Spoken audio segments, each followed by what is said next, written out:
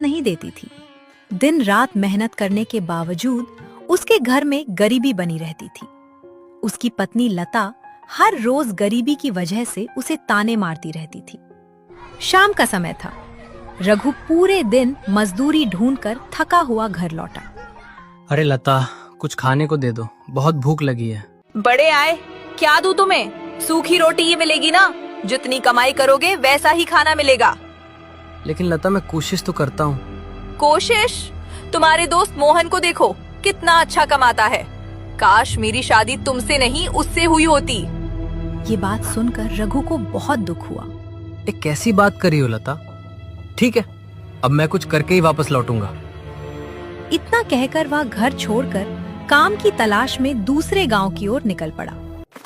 काफी देर चलते चलते रघु रास्ता भटक गया और घने जंगल में पहुंच गया।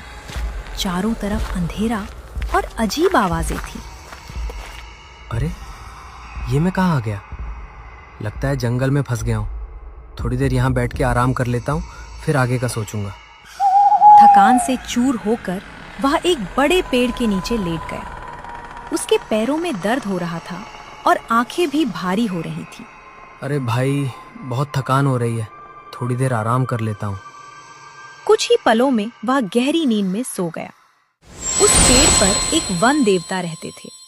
रात को जब उन्होंने रघु को देखा तो नीचे उतर आए।